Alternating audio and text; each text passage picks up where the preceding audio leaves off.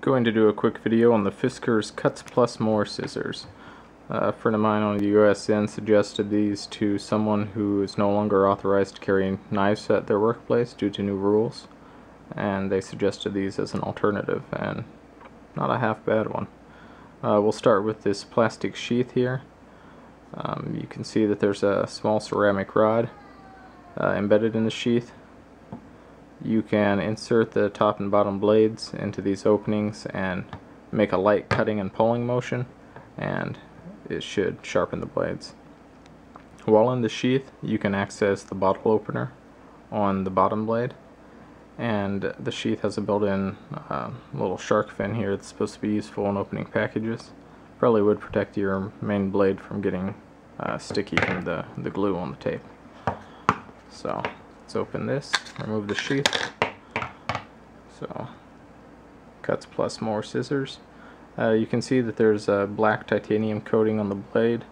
A lot of scissor companies like to act like somehow a titanium coating makes their blades stronger or more wear resistant. Titanium's softer than steel. All that really matters is the metal that the blades are made out of and the heat treat that they use on that, which I can't really comment on. But the black coating might offer a little bit of corrosion resistance, but only for the top blade. So, let's see, the top blade comes to a sharp point, and the bottom blade is rounded, which will make storing, if you're not using the sheath, a little bit easier. You can see this notch here is, they claim for cutting twine, but you probably find a lot of uses for it. You can just sort of wrap it around and pull on both sides of the twine, and it should cut it. This recurve here is almost a little bit serrated, but on the primary bevel, it's actually, or the secondary bevel rather, it's not serrated. So that little notch should be useful for cutting paracord or larger rope, maybe Cat 5. Yeah. I don't know how clean of a cut it'd give you on Cat 5, but whatever you're trying to do there. There's a little wire cutter here. Just insert the wire, close it, cuts. There's, let's see, it's a little bit of jimping back here.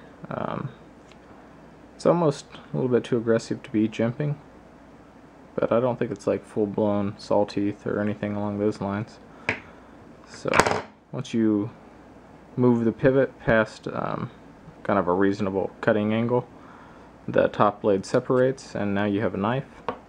I would say that the tang of the knife probably goes about to where the plastic seems to be vacuum formed, so there's probably a hollow part, like a hollow notch cut out of the blade, and then the plastic is vacuum formed around it. So if you're going to use this, put a lot of pressure on it, I'd suggest putting more pressure right here and not so much relying on the handle to hold strong.